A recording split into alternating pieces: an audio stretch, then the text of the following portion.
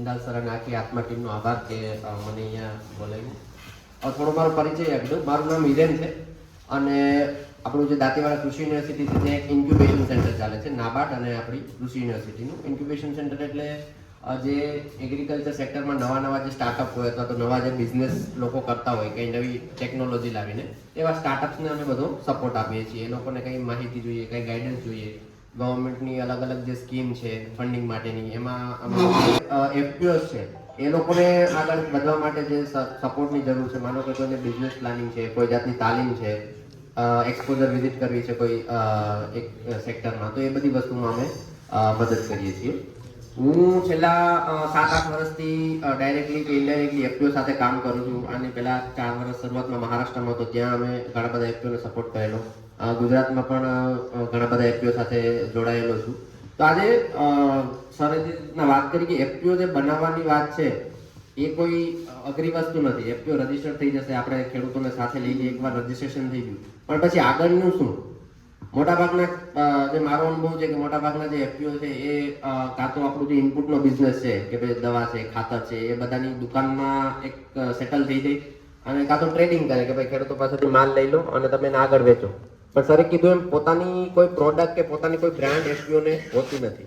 એનું માર્કેટમાં તમે જાઓ તો એફપીઓના નામથી કદાચ ઓળખતા હોય, પણ એની કોઈ એવી બ્રાન્ડ નથી કે હા ભાઈ આ વસ્તુ છે, આ એફપીઓની છે અને આ વસ્તુ સ્ટાન્ડર્ડ જ હશે અથવા તો ખેડૂતો પાસેથી સીધી બનેલી હશે. તો મારે બીજું કંઈ વધારે વેલ્યુ એડિશનમાં ને વાત નથી કરી, પણ મારો જે અનુભવ છે કે મેં જે એફપીઓ સાથે કામ કરેલું છે, જે પ્રોડ્યુસર કંપનીઓ સાથે કામ કરેલું છે, ત્યાં અમે કઈ રીતના આ બધી વસ્તુઓ કરી હતી. તો એક એફપીઓ છે સાવિત્રીબાઈ ફૂલે ગોટ ફાર્મિંગ પ્રોડ્યુસર કંપની કરીને, કદાચ કોઈએ વિઝિટ કરેલો હશે તમારા ત્યાંથી, મહારાષ્ટ્રમાં છે, નાસિક જિલ્લામાં. તો એમાં હું as a chief strategy officer તરીકે મેં કામ કરેલું. એટલે કદાચ તમે બધા આપણે જે બધા પાકોમાં અને સંકળાયેલા છો એટલે એફપીઓનું કદાચ તમને સીધું કનેક્શન ના મળે, પણ વેલ્યુ એડિશન કઈ રીતના ખેડૂતોને ફાયદો કરાવે છે, એફપીઓને ફાયદો કરાવે છે, એ એક મહત્વનો વિષય મારે કહેવો છે. તો અમે 2016માં એફપીઓની સ્થાપના કરી હતી. જે નાસિકમાં એક સિન્નર કરીને તાલુકો છે, ત્યાં કેવું છે કે દુકાળગ્રસ્ત વિસ્તાર એને કહેવામાં આવે છે કે એટલું બધું વરસાદ થતો નથી. આપણા બનાસકાંઠા કરતાં પણ ઓછો વરસાદ છે એમ.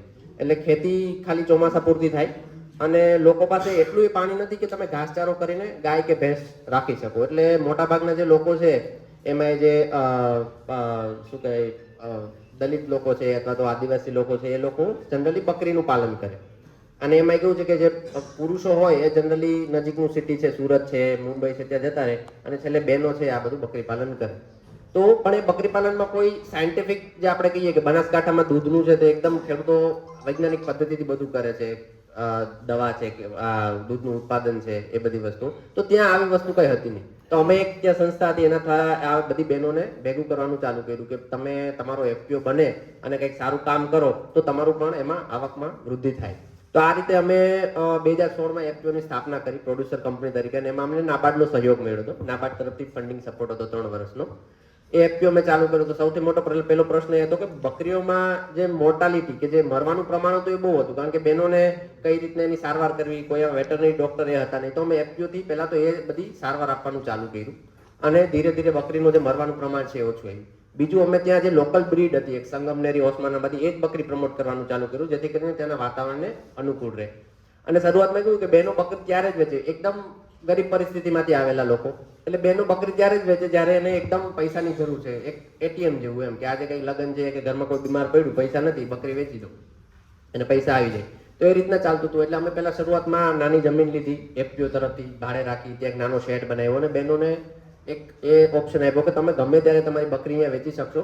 અને જે લોકો પેલું ગરદન પકડીને ઉપાડીને ભાવ કે છે તમને કે 3000 ની 4000 ની, એને બદલે અમે તમને કિલોના હિસાબે ભાવ આપશું અને તમને પેમેન્ટ સીધું તાત્કાલિક કેશમાં કરી દેશું. કારણ કે એનો મેઇન પ્રશ્ન એ જ હતો કે પૈસા મને તરત મળી જવા જોઈએ. એ વસ્તુ ધીરે ધીરે ચાલુ કરી. એમાં અમને સારો રિસ્પોન્સ બન્યો. શરૂઆતમાં અમે 10-20 લાખનું ટર્નઓવર કર્યું પહેલા વર્ષે. પછી એવી ખબર પડી કે આ વિસ્તારમાં બકરીઓનું દૂધ છે એ બહુ મોટા પ્રમાણમાં ઉત્પાદન થાય છે, પણ એ દૂધનું કોઈ અલગથી માર્કેટ નથી. પછી અમે એફપીઓ તરફથી રિસર્ચ કર્યું કે બકરીના દૂધનો શું ઉપયોગ છે, કઈ જગ્યાએ એનું માર્કેટ છે. તો ખ્યાલ આવ્યું કે જે મોટા સિટી છે, મુંબઈ છે, પુણે છે, હૈદરાબાદ છે, ત્યાં આ દૂધના ચીઝની બહુ ડિમાન્ડ છે અને બકરીનું દૂધ ₹500 લીટરે જાય છે, કારણ કે મળતું જ નથી માર્કેટમાં, પ્રોડક્શન બહુ ઓછું હોય. એક બકરી તમને અડધો લીટર પોણો લીટર દૂધ તો દિવસનું માંડ આપે, અને એ બધું દૂધ થોડું થોડું ભેગું કરવું, એનું પ્રોસેસિંગ કરવું, એવું કોઈ કરતું નહોતું. એટલે આ બધી વસ્તુ કરી, અમે સર્વે કર્યો, તમને ખબર પડી કે 30 ગામનું એક ક્લસ્ટર હતું, ત્યાં આખા દિવસનું 5000 લીટર સુધીનું દૂધ મળતું હતું. પણ બહેનો શું કરતા હતા કે કોઈને ઘરે ગાય હોય તો એ ગાયના દૂધમાં મિક્સ કરીને ડેરીમાં આપી દે, અને ફેટ એ બહુ જાજો ન હોય, 3 થી 3.5 ફેટ હોય, એટલે એ લોકોને બહુ ઓછા પૈસામાં 25 થી 28 રૂપિયા લીટરના એ દૂધના મળતા હતા. એટલે એફપીઓ તરફથી અમે બહેનો સાથે સંકલન કરીને વસ્તુ કરી કે જો આ દૂધનું આપણે માર્કેટ શોધી શકીએ, એમાં કઈ મૂલ્યવર્ધન કરી શકીએ તો ખેડૂતોને ઘણો ફાયદો થાય. પછી એ વસ્તુને ધ્યાનમાં રાખીને અમે પહેલા શરૂઆતમાં ચાલુ કર્યું કે બહેનો પાસેથી દૂધ કલેક્ટ કરીએ, એક ડીપ ફ્રીજ હતું, એમાં શીશામાં ભરી દઈએ, અને 1-2 કંપનીને એમને દૂધ આપવાનું ચાલુ કર્યું. ત્યાં અમને 35 રૂપિયા સુધીનું વળતર મળવાનું ચાલુ થયું. જે બહેનોને પહેલા 25-28 રૂપિયા હતા, 35 મળતા થયા. પછી એમ થયું કે આ તો કેવું છે કે આપણે એક મિડલમેન થઈ ગયા, કે બહેનો પાસેથી લો અને આગળ તમે બીજાને આપી દો. તમે જો એમાં મૂલ્યવર્ધન કરો, એનું કંઈક નવી પ્રોડક્ટ બનાવો, તો હજી આપણે બહેનોને સારો ભાવ આપી શકીએ અને આપણી કંપનીને પણ પ્રોફિટ થાય. આ વસ્તુને ધ્યાનમાં રાખીને અમે વિચાર્યું કે માર્કેટમાં જે ચીઝ છે, આપણે ગાયના દૂધનું ચીઝ તો સાંભળેલું, પણ બકરીના દૂધનું ચીઝની બહુ ડિમાન્ડ છે. કે મોટી જે 5 સ્ટાર હોટલ હોય, રેસ્ટોરન્ટ હોય, ત્યાં લોકો બકરીના દૂધનું ચીઝ ખાય અને બહુ પ્રીમિયમ પ્રોડક્ટ ગણે. જે લોકો વાઇન પીતા હોય છે, જે લોકો સલાડ ખાય છે, બધું એ વસ્તુમાં બકરીનું દૂધ સાથે ખાય. તો આ બધું માર્કેટને ધ્યાનમાં રાખીને અમે આખો પ્રોજેક્ટ ઊભો કર્યો કે આ દૂધમાં આપણે મૂલ્યવર્ધન કરીને પ્રક્રિયા કરીને બકરીના દૂધનું ચીઝ બનાવીએ તો કેવું. પણ એના માટે પછી બધું આખું જે કેલ્ક્યુલેશન કર્યું, આખો પ્રોજેક્ટ રિપોર્ટ બનાવ્યો, તો ખ્યાલ આવે કે આમાં અરાઉન્ડ 80-90 લાખ જેટલો ખર્ચો આપણે જોઈએ, નાનામાં નાનો પ્લાન્ટ લગાવો તો એ. કારણ કે મોટો જે આપણે ગાયના દૂધ છે એવડો પ્લાન્ટ લગાવીએ તો બકરીનું દૂધ તો એટલું હોય નહીં, 500-800 લીટર શરૂઆતમાં હોય, તો એ બધું તો દૂધ તમારું ખાલી પાઇપલાઇનમાં જ રહી જાય. એટલે એવો નાનો પ્લાન્ટ અમને ક્યાંય મળતો નહોતો, કારણ કે આવી વસ્તુ કોઈએ પહેલા કરેલી જ નથી. બકરીના દૂધનું આટલા મોટા પાયે પ્રોસેસિંગ કોઈએ કરેલું નહોતું. તો એ વસ્તુ પછી અમે ઘણી જગ્યાએ એવા લોકો મળ્યા, અને પછી અમને એક નાનો પ્લાન્ટ બનાવી, સ્પેશિયલ અમને કસ્ટમાઇઝ પ્લાન્ટ બનાવી આપ્યો એક કંપનીએ, 500 લીટર 1000 લીટર પ્રોસેસિંગનો. એ પ્લાન્ટ અમે લગાવ્યો. પૈસાની જે તકલીફ હતી કે ભાઈ તમે ગમે ત્યારે કે આવું ઇન્ફ્રાસ્ટ્રક્ચર કે ઊભું કરતા હોય, પ્લાન્ટ લગાવો, તો સૌથી પહેલી વસ્તુ છે કે પૈસાની જ આપણે જરૂર પડે.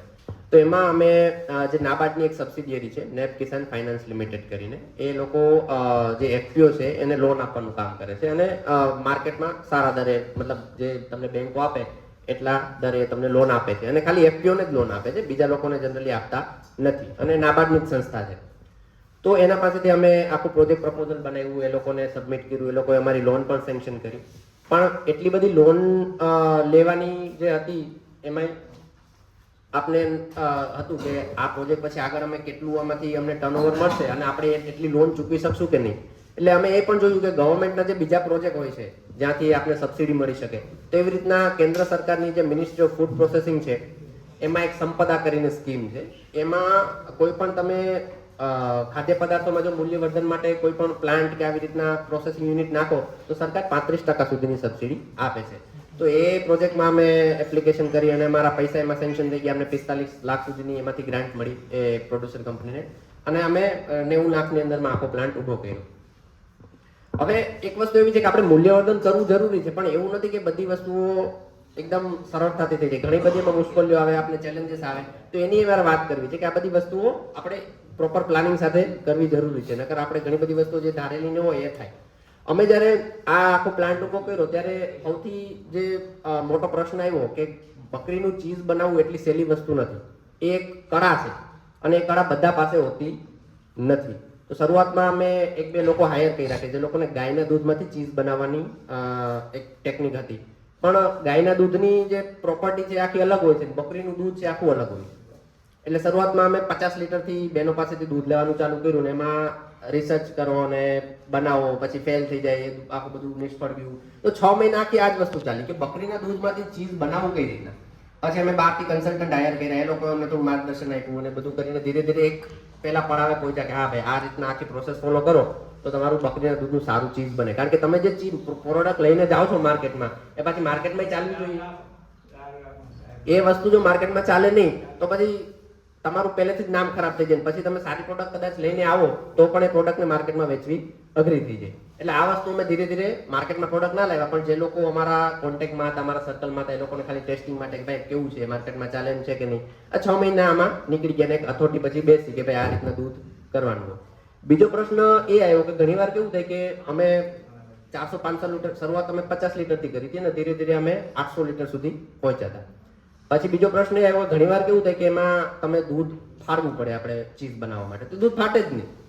ઘણી બધી રિસર્ચ કરી કેમ આવું થાય છે, શું થાય છે, પછી અમને ખ્યાલ આવ્યો કે ઘણીવાર જે બકરીઓને જે ડીવોર્મિંગ માટે ઇન્જેક્શન આપે એ ઇન્જેક્શનનું જે કેમિકલ છે એ પાછું તમારા દૂધમાં આવે, અને એ કેમિકલ જો દૂધમાં આવી ગયું 500 લીટરમાં 1 લીટરે જો દૂધ આવી ગયું આવું, તો એ દૂધ તમે ગમે કરેલો દૂધ ફાટે જ નહીં. પછી અમે ખેડૂતો પાસે પાછા ગયા, જે બહેનો હતી એને આખું સમજાવવાનું ચાલુ કર્યું કે જો તમે આવી રીતના દૂધ ડીવોર્મિંગ કરો તો 2 દિવસ સુધી તમારે દૂધ ના આપવું. પણ હવે એના માટે 2 દિવસનું દૂધ એટલે 3-4 લીટર દૂધ એટલે ઘણી મોટી ઇન્કમ થઈ. પછી અમે એમ કીધું તમે દૂધ બીજી જગ્યાએ આપવું તો આપી દો, અમે તમને પૈસા આપી દઈશું. એ રીતના ચાલુ કર્યું, એ બીજો પ્રશ્ન સોલ્વ થયો. પછી ધીરે ધીરે એનું પેકેજિંગ ને એ બધી વસ્તુ અમે સ્ટાન્ડર્ડ કર્યું કે ભાઈ પ્રોડક્ટ તમારી બહુ સારી છે, પણ જો એને માર્કેટમાં સારા ભાવ પ્રમાણે વેચ્યું હોય તો એનું પેકેજિંગ બહુ આકર્ષક હોવું જોઈએ. કોઈ પ્રીમિયમ માણસ જો એને 1 કિલો ચીઝ અમે 2,500 થી 3,000 સુધી વેચતા હતા અને 50 લીટર દૂધમાંથી 1 કિલો ચીઝ બનતું હતું. તો આવી રીતના અમે માર્કેટિંગ માટે પછી એક અલગ એજન્સી હાયર કરી, જેણે અમને બહુ સારું બ્રાન્ડિંગ, અમનું બ્રાન્ડ નેમ ને આ બધી વસ્તુઓ બનાવીને આપી. અમે સહજ નામની એક બ્રાન્ડ ચાલુ કરી કે જેની અંદર અમે ચીઝ ને બધું વેચતા હતા. પછી ધીરે ધીરે જે શરૂઆતમાં પછી બધું સેટલ થઈ ગયું કે હા માર્કેટે મળી ગયું છે, અમારું પ્રોડક્શન એ ચાલુ થઈ ગયું છે. અને શરૂઆતમાં અમે જ્યારે આ પ્લાન્ટ ચાલુ કર્યો ત્યારે કંપનીનું ટર્નઓવર 25 લાખ હતું. એ ટર્નઓવર બીજા વર્ષે 1 કરોડ ને 22 લાખ સુધી અમે ટર્નઓવર પહોંચાડ્યું. અને 1 કરોડ 22 લાખના ટર્નઓવરની સામે અમને 25 લાખનો નેટ પ્રોફિટ થયો કંપનીને. બેંકનું વ્યાજ ભરતા, પછી બાકીનો જે બધો મેન પાવરનો ખર્ચો કાઢતા, ઇલેક્ટ્રિસિટી આ તે બધી વસ્તુ કહીને 22 લાખનો થયો. અને મહારાષ્ટ્રમાં અમારી એવી પહેલી કંપની હતી જેણે પહેલી વખત સરકારને ટેક્સ કર્યો 3.5 લાખ રૂપિયા. કારણ કે આટલા લેવલ સુધી કોઈ કંપનીઓ હજી ગઈ જ નહોતી. અને અત્યારે નાબાર્ડ એ કંપનીને એક મોડલ પ્રોડ્યુસર કંપની તરીકે જોવે છે. અને જે બહેનોને શરૂઆતમાં 25 રૂપિયા કે 28 રૂપિયા દૂધનો લીટરનો ભાવ મળતો હતો, એ જ દૂધના અત્યારે લોકોને 50 રૂપિયા લીટર મળે. અને કંપની બહેનોને 50 રૂપિયા લીટરનો ભાવ આપે છે તો પણ સામે આટલો પ્રોફિટ કરી શકે છે. કારણ કે એને બહુ એવું માર્કેટ પકડ્યું કે જે અત્યાર સુધી કોઈ કરેલું જ નહોતું. બકરીનું દૂધનું કોઈ ચીઝ બનાવતા હતા તો લોકો 5 લીટર 10 લીટર વધીને 30-40 લીટર 500-800 લીટરના દૂધમાંથી કરવું ચીઝ બનાવવાનું કોઈ કર્યું નહોતું. એનું મુખ્ય કારણ એ હતું કે બકરીનું દૂધ જ ક્યાંય આટલા પ્રમાણમાં અવેલેબલ નથી. અને કદાચ અવેલેબલ હોય તો એક ગામેથી 2-2 લીટર 4-4 લીટર દૂધ ભેગું કરવું એ બહુ મોટો પ્રશ્ન છે. એના માટે અમે એક સ્પેશિયલ રેફર વાન પેલી ચાલુ કરી હતી કે દૂધ બગડે નહીં.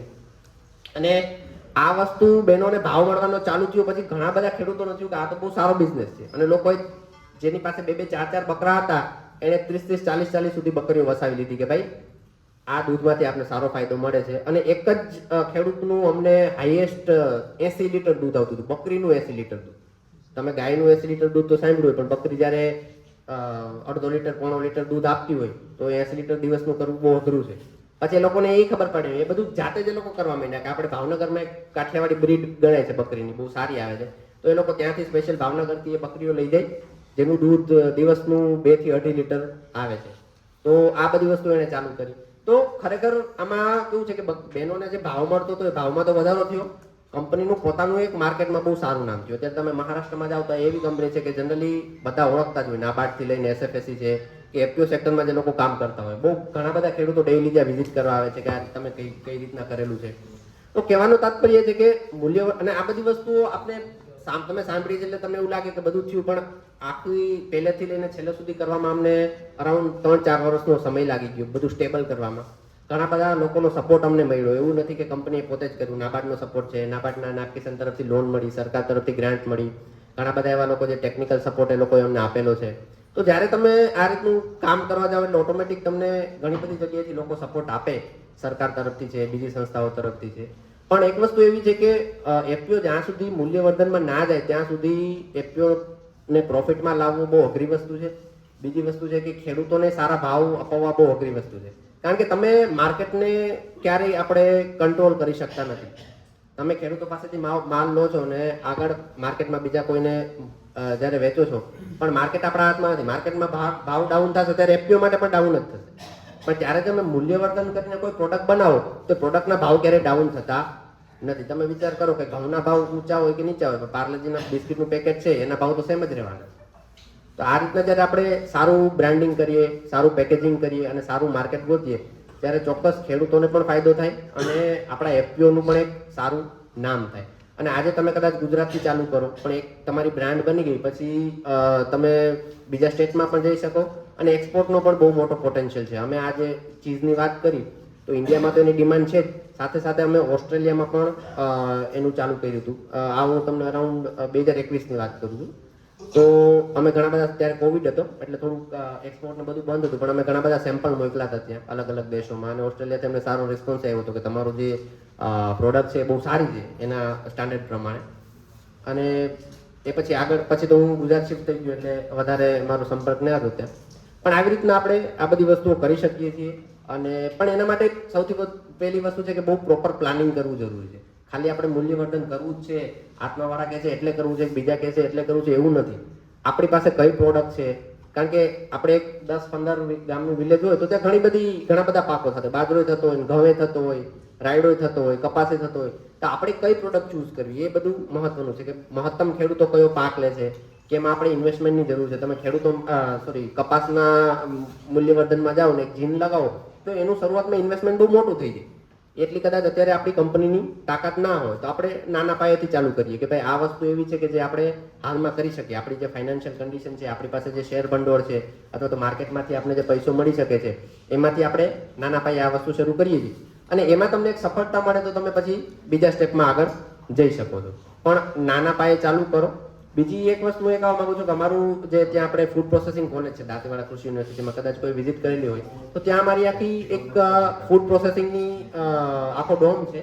ત્યાં અલગ અલગ ફૂડ પ્રોસેસિંગના મશીનો રાખેલા છે કે ભાઈ અથાણા બનાવવાનું, ખાખરા બનાવવાનું, પછી આપણે કોલ્ડ સ્ટોરેજ છે, જ્યુસ બનાવવાનું. તો આ બધી વસ્તુઓ તમે વિઝિટ કરી શકો, તમે એ મશીનો જોઈ શકો અને ત્યાં એવી પણ સુવિધા છે કે તમે સીધું તમારું પ્રોડક્શન ચાલુ કરો બહારથી મશીન લાવીને, એના કરતાં એકવાર તમે ત્યાં ટ્રાય કરી શકો કે ભાઈ અમારી પાસે આ પ્રોડક્ટ છે, એ જો અમે અહીંયા પ્રોસેસ કરીએ તો કેવી પ્રોડક્ટ બને છે, માર્કેટમાં એનો રિસ્પોન્સ કેવો આવે છે.